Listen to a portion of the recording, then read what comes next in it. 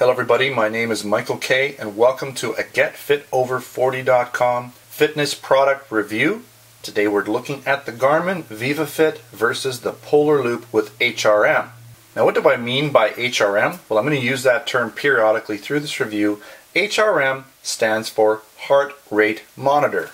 What that is a device that straps on your chest like this one from Polar or this one from Garmin, and it straps on your chest and it reads your heart rate and sends that information to the fitness band. So you're going to have to buy the heart rate strap or heart rate monitor that works with your device.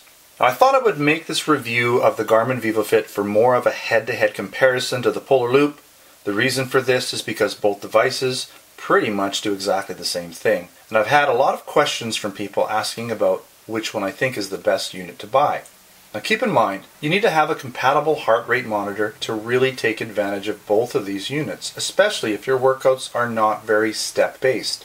Combining your day-to-day motion-based activity along with the heart rate monitor's super detailed workout tracking offers very accurate feedback in terms of how many calories you are burning each day. This is especially important if you are tracking your food intake and want to either gain weight, lose weight, or maintain weight. Couple notes here. Again, HRM refers to heart rate monitor. Now I bought the Garmin VivoFit bundle that came with the Garmin HRM. Again, I'll show it to you. This one came with it. I bought the Polar Loop. So the Polar Loop is this guy here. I'm going to flop these down. They won't stand up on their own. This is the Polar Loop fitness tracker, fitness band. This is the Garmin, right? So I bought this on its own, but at the same time, I bought this Polar Loop H7 heart rate monitor. Now, even though the Polar Loop band on its own was a little bit more, when I bought it with the actual tracker, it came out to about the same price as the bundled Garmin setup, okay? So if you can find the bundle, you're going to get better value. You're not going to have to buy this at the top dollar along with the top rate of the actual Garmin fitness heart rate monitor as well. So try and get the bundle if you're interested in that combo. Alright, so we're going to get into a bunch of different categories. I'm just reading off this paper because I want to make sure I get everything here. I don't miss anything. It's going to be a little bit dry. There's a lot of info for you here, but I want to make sure again that you get everything. Alright, both devices pair to their respective apps using Bluetooth. There's no need to pair first within your smartphone Bluetooth settings. You will need to either have an account set up or you will need to set up an account to pair your device to your smartphone.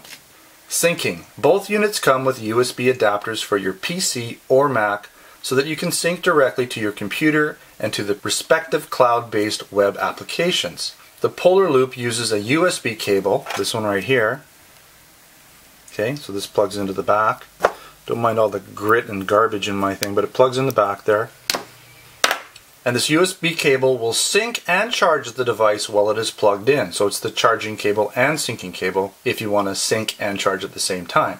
The Garmin VivoFit has a USB to ANT dongle right here. Comes with this. And that dongle is for syncing only since it has a non-rechargeable user replaceable battery system that's built into it. Now you will need to download software to your computer to sync either fitness band with your computer. Both bands can be paired to your smartphone app via Bluetooth. The Garmin VivoFit can be paired on demand by pressing and holding down the function button. So I'll show you that quickly. I'm just going to hold it. And there you go, I'm syncing. So it's going to sync to the app as I do that. The Polar Loop does not really pair on demand, but will do so on its own periodically. I did find that if you cycle through the display screen, it will generally force it into sync mode. Don't know if I'm going to be able to get it to do it, but I'm going to try here. So basically by cycling through the screen like this, I'm going to do it a few times. Now, if this is done syncing, which it is, this should connect to the app. And if I look at it, you'll get this sort of arrow type indicator that's telling me that it's synced. Let's just see if we can get it to do so. It's telling me to jog. It's telling me I've been lazy today. Yep, alright. Now, it's not syncing right now, but if I had the app open and I was cycling through this, it would sync to the app. But you can see here, the Garmin VivoFit's a lot easier to sync on demand. Counting activities and calories. Both devices have the ability to count activity on their own via built-in motion sensors, and also when hooked up to the heart rate monitors. When hooked up to the HRM, they will base your activity expenditure on your heart rate instead of on your movement, since your heart rate will give the most accurate indication of the load you are placing on your body. I found that when the heart rate monitors were being read, both systems were fairly close in terms of heart rate beats per minute at any given time, and both devices gave similar caloric expenditures. Sometimes the Polar Loop with the H7 HRM paired would give more calories per workout, and sometimes the Garmin VivoFit with HRM paired would give more calories for an activity. But in the end, they kind of averaged out. In terms of counting calories based on the band's motion sensors, the Polar Loop was definitely more generous and seemed to give a lot more credit for non-step based movements. The Garmin VivoFit did not give very much credit for anything that was not a legitimate step. So for instance, if you were vacuuming or shuffling around or doing dishes, even if doing so rather intensely, in my opinion, the VivoFit would shortchange you a bit on calories in this area. The Polar Loop was definitely better at reading more subtle movements and giving partial credits for such activity. I found it interesting that even though the Polar Loop seemed to give out more calories on any given day, the Garmin VivoFit did give me more calories while I slept. So I'm assuming the Garmin base caloric rate is set higher than in the Polar Loop software. When considering motion sensor activity and HRM activity combined, I found that the Polar Loop would give me as much as 300 to 500 calories more per day than the Garmin VivoFit.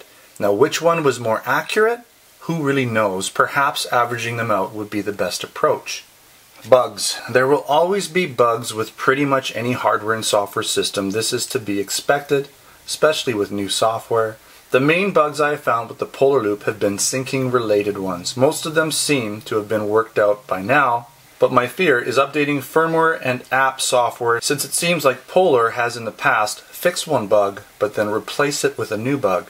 Here are some of the bugs I've experienced on the Polar Loop. Memory full when memory is not full. Flight mode hard to activate and especially hard to inactivate. User settings being changed back to defaults. Things like which hand you prefer to wear it on. Inconsistent syncing. Not syncing an activity or workouts while wearing the HRM. And even some days where only half of the day's activity would sync. The main bugs so far with the Garmin VivoFit are as follows. Some activities, workouts wearing the HRM did not show up as an activity, even though I did get credit for the calories burned that day. When working out past midnight while wearing the HRM, the activity will get truncated, so only the workout portion after midnight will be displayed in the activity or workout. Again, I still do get full credit for the calories burned while wearing the HRM, I just cannot see the pre-midnight data in the activity. And lastly, the Garmin folks have decided that CrossFit is not a legitimate sport or fitness activity because they do not have it in the list of activities you can select when doing a workout. Even though some really obscure fitness activities like driving, didn't know that was a fitness activity, flying, I guess if you're flapping your arms maybe, boating, stand-up paddleboarding, all of those are viable options but not CrossFit. I guess it hasn't become mainstream enough. Alright, let's get into size, fit, and comfort. In a nutshell, both the Garmin VivoFit and Polar Loop are about the same size, weight, and height, and have similar comfort while worn on the wrist. So let's take a look at the size here. You can see they're kind of like similar, really. Almost bang on. Weight-wise, maybe the Garmin has a little bit more lightness. It's a little lighter. There's more metal on this, on the Polar Loop, but it's really minimal. Okay. The Garmin might be a little thicker on the top, but then it's thinner on the sides. But it's definitely compatible. Now the Polar Loop uses a watch style clasp, like this. Okay. But it does need to be cut to fit by the user when you first get it. So you actually have to cut this here. Sorry about all the grime. That's what happens when you wear these things. You have to cut it to length. And it uses basically your watch band pins in there, okay? So you have to cut that, and it's a little scary. You don't want to cut it too much. You want to start out by cutting it conservatively, I would say, and then see if you need to cut it down more. Now the Polar Loop system is very stylish, and even if the clasp were to open, it will not easily fall off the wrist, and you would also notice it is open since it would be flopping around on your wrist. Now I was a bit concerned with the Garmin VivoFit as it had a similar overlapping snap together band like the Fitbit products. So like this guy here, this is a Fitbit, and you'll see that these kind of overlapping bands are very similar. But just notice something. Notice on the Garmin how they've made it sort of angled on the edge. It's a lot harder to catch this on fabric and stuff. Look at the Fitbit and then look at the Garmin. And by doing this, they've radically improved it. Now with the Fitbit products, I did have them come undone occasionally while doing workouts and different things like that, which could mean they could get lost, and that would be a shame. Now that said, I have not had any such instances where the Garmin VivoFit band has come apart, either during everyday activity or while working out. One advantage to this design is there is no need to cut the strap to size when you first get it. You also get a large and small strap. So it came with this strap, and this is just the strap taken out of, with the actual products taken out. Okay, so you get a small one and a large one for different size wrists. Another nice touch to the Garmin VivoFit strap is that it can be replaced and swapped out for a new one, or even a different color if you choose to. Alright, let's get into the HRM, or the heart rate monitor straps. After using my Polar Loop H7 heart rate monitor for some time with its full elastic wraparound strap, so basically this strap, this guy comes right off, pops off, and then you have this strap. It's almost like a bra strap in the back, not that I know anything about that, but this goes in there like that. I wasn't sure if I would like the somewhat bulkier Garmin HRM chest strap, as there is a plastic portion that pretty much goes around the entire front of your chest. So as you can see, even though it's thinner there, it's kind of bulkier in general because you don't have this type of material. It's just all basically plastic, flexible plastic that goes all around your chest. I thought this might be a little bulky, maybe, you know, not as portable. And I kind of thought maybe it's going to take up a little bit of room in my bag, that kind of thing, since it doesn't really wrap up like the Polar H7's HRM strap does. But I do have to say, after using the Garmin heart rate monitor strap, it's pretty comfortable, even more so than the Polar H7 strap, where that metallic bra clip can kind of dig into your side if the material gets a little bit wonky on it. I also found that the Polar H7 HRM, if bumped hard enough, could come off the strap mid-workout, while the Garmin HRM does not have this problem, since the HRM is built right into the front of the plastic portion of the strap. So as you can see here, it's all one piece, and it's more flush. It doesn't stick out. You don't really notice it under your shirt as much either. So this guy sticks out. If you hit it, it pops off. So you can see that, and it also, you can see it under your shirt more because it's more of a bulge right there. I also like that I can put the Garmin heart rate monitor on before I start my workout, and then when I'm ready to start, I simply place the Garmin VivoFit screen into the heart rate mode.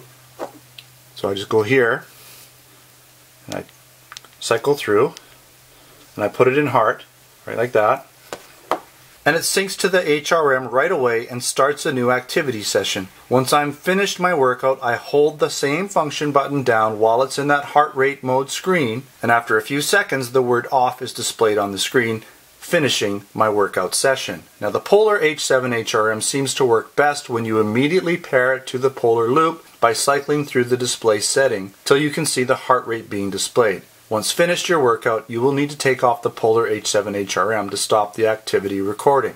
So in other words, once you put that Polar Loop H7 strap on, you're going to pretty much want to immediately cycle through the band settings until the heart rate display shows up, because it doesn't normally come on. You can't see it unless it's paired. Now if you forget to pair it that way once you put the heart rate monitor on, you sometimes have to take it off for a bit, almost let it reset, and then do that again. And if you want to turn off the heart rate monitor, you pretty much have to take it off and let the devices understand that your heart isn't beating anymore. Alright, moving on to looks. Looks are really more of a subjective thing, and each person will have their own opinion as to which one looks best to them.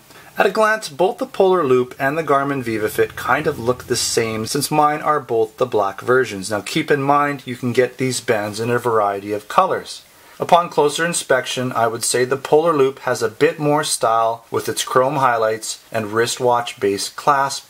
The Polar Loop also has the extra eye candy when you consider the red LED light display. I still personally like the Garmin VivoFit with its all black simplistic look, as I don't really want my fitness band to be too flashy. since that's not really the main reason why I got it. So again, looking at these guys, got some chrome here, right? You've also got this kind of flashy display.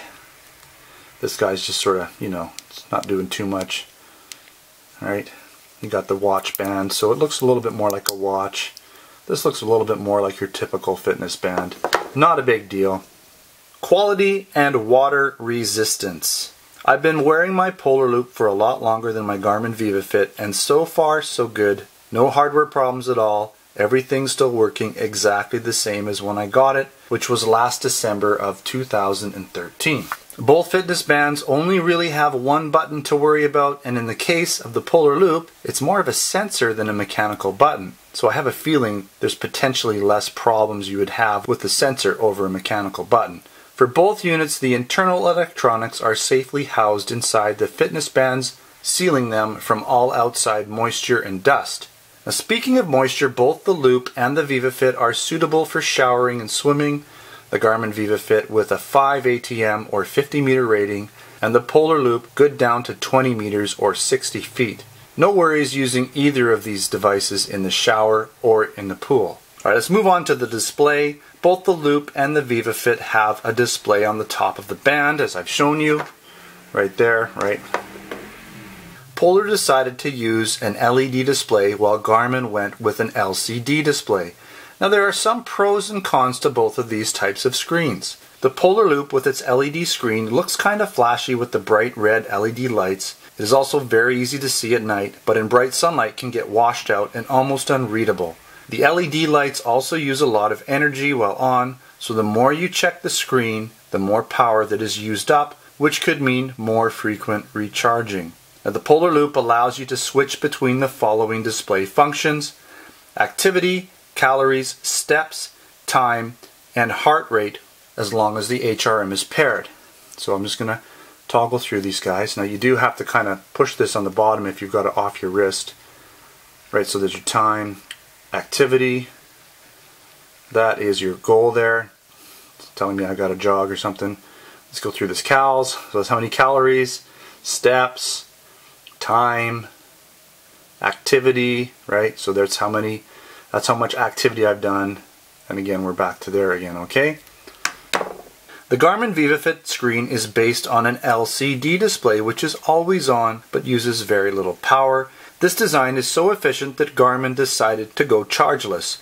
Now we'll get more into this in the next section on battery life. One drawback of the LCD display is that you cannot see it at all at night, and to save energy, Garmin chose to forgo a backlight. Now it's a good thing most of us have our handy smartphones around to see what time it is at 3 in the morning. One key feature to mention is that because the Garmin VivoFit LCD screen is always on, you can quickly look at the band while doing a workout to check your heart rate.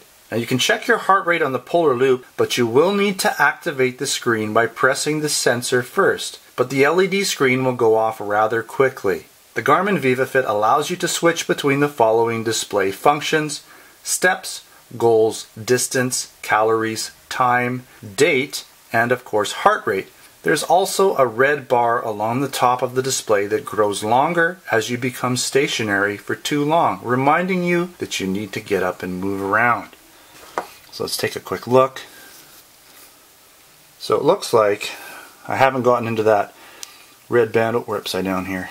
So there's no red band along the top, so I've been moving around enough that it's indicating that. So we have our date there. We have the heart rate monitor. You can always see that. 48.99, that's steps. See the little feet there on the left. That's my goal for the day. That's miles, so that's giving me distance. It's not a real distance, it's an estimated distance because there's no GPS. This is calories here, and again back to time. Alright? Now unfortunately, I've been moving around so you can't see the red bar, but it goes along the top. There's a big one, and then every 15 minutes or so it adds another one. I forget the amount of time that it takes for that to come up, but it does come up after you've been, I believe, sitting around for an hour or so. Battery life. One huge difference between these two devices is the choice in types of batteries used. Now, Polar decided to go with a non-removable rechargeable battery in the Loop that you will need to recharge every, I found, 2 to 4 days, depending on how often you look at the screen and how often you pair with your heart rate monitor. Over time, you may need to recharge more often as the battery gets older, but more than likely by the time the battery loses its efficiency, you will have moved on to a newer model or a completely new style of fitness tracking device altogether. Now Garmin, on the other hand, went with a user-replaceable battery system in the VivoFit, which amazingly gets a claimed 1 year or more worth of battery life before you are required to change the batteries, which by the way are standard, inexpensive 3-volt CR2032 batteries found in most electronic shops. Let's talk a little bit about the smartphone software. Both the Garmin VivoFit and Polar Loop have apps that are compatible with iOS and Android devices. In terms of saying which app is better or worse, again, this will come down to individual user experience, but there are a few key points I want to bring up. I found both companies' apps to be fairly user-friendly, and when it came to displaying the fitness band data, everything was pretty much there for the viewing. Information like calories burned, steps taken, distance moved, which is estimated by the way, goals, sleep time, activity sessions, and your body weight if you choose to enter it. Both the Loop and the VivoFit allow you to see your activity HRM recorded workouts in full detail, showing you your heart rate as a graph and displaying info like maximum heart rate, average heart rate, calories burned, and workout time and duration. One aspect I was fond of on the Polar Loop was the way it not only tracks your non-step based movements in more detail than the Garmin VivoFit, but it also displays the movement into different categories like lying down, sitting, standing, walking, and running. The Polar Loop fitness band was also able to figure out based on your movements when you were sleeping, which on the Garmin VivoFit requires manual entry. Another interesting discovery I found was that you have to have an internet connection to sync the Garmin VivoFit to the Garmin Connect app. It seems that all the data is immediately sent to the cloud, which also means if you want to view any current or past data, you will need to have an internet connection. The Polar Flow app is not dependent on having an internet connection at all times, as it seems to store data within the app on the phone and then syncs this data with any cloud-based information you may have. One other difference worth mentioning is the way in which each device determines your goals for the day. The Polar Loop has a static preset activity goal that is determined by what you enter into your user physical settings. There are some tips on how to meet this activity goal provided as different types of activities you can do. The Garmin VivoFit uses more of an adapted method for calculating how many steps your daily goals should be based on previous day-to-day and ongoing activity. Moving on to the web application, so that's the internet or web browser-based apps. Both Garmin and Polar have dedicated web applications that allow you to view the data recorded on the fitness bands and their respective HRMs. The information is similar to what you will find within the smartphone apps, but since you have the entire computer screen to view it on, you can see more information at once and sometimes in more detail. Within the web applications, there is usually more specifics you can enter in terms of your user profile and personal settings. I personally like to enter my activity or workout details using the web application since I find it easier to enter on a computer with a larger screen and full-size keyboard, rather than the small screen and keyboard found on my iPhone using the apps. We're going to move into some of the pros and the cons, kind of comparing the two to each other. So let's start with pros over each device. The Polar Loop screen can be seen at night very easily. The Polar Loop does a better job at factoring in smaller non-step based movements. The Polar Loop auto-detects when you fall asleep and when you wake up. The Polar Loop has an airplane mode, if that's important to anyone. The Polar Loop has a non-mechanical function button that is less likely to cause future hardware problems. The Polar Loop, in my opinion, has a slight edge in terms of fashion or looks, but this is rather subjective. The Garmin Fit screen is much easier to see in the daylight and stays on at all times, which is great for reading your heart rate while working out if you have the HRM paired. The Garmin VivoFit doesn't need to be charged every 3 to 4 days with its 1-year battery. The Garmin VivoFit can be synced on demand by pressing and holding the function button down. The Garmin VivoFit strap doesn't need to be cut to size by the user before you can wear it. The Garmin VivoFit HRM is easier to start and stop when you're doing your workouts. The Garmin VivoFit also shows you the date on the screen. This can be useful at times. The Garmin Connect app uses adaptive goal settings based on previous day-to-day activities. cons over each device. The Polar Loop screen is hard to see in bright sunlight. The Polar Loop has no real sync on demand option. The Polar Loop band needs to be cut to size by the user. The Polar Loop requires frequent recharging. The Garmin VivoFit has no backlight, so you cannot see the display in the dark. The Garmin VivoFit does not track or give credit to your non-step based movements very well. The Garmin VivoFit does not auto-detect when you are sleeping. The Garmin VivoFit needs an internet connection to sync with the app and view app data. The Garmin VivoFit does not seem to have an airplane mode. In summary, so at the end of the day, both of these fitness bands and HRM solutions are worthy choices if you are looking for a way to track your total activity throughout the day. Incorporating a heart rate monitor along with the fitness band's ability to detect activity via motion will give you a much better picture of exactly how many calories you are burning, as opposed to a standalone fitness band without a heart rate monitor. So which one am I going to use as my personal fitness activity tracker? I'm still not 100% sure, but I may be leaning just a bit towards the Garmin VivoFit, mainly because it never needs charging and the process of pairing to the HRM is a bit more refined. I also kind of like the always on screen so I can see my heart rate while working out, and the ability to sync on demand is also nice. Alright, I want to thank you again for watching another GetFitOver40.com video. Don't forget to subscribe, check me out on Facebook and Twitter. Come on down to GetFitOver40.com where I'll have this full written review there for you if you want to read it. And I'll be putting a link to buy these products in the description of this video and over on my website there. Well, again, there'll be a link in the description of this video over to the website and this post. Thanks for watching. Until next time, take care.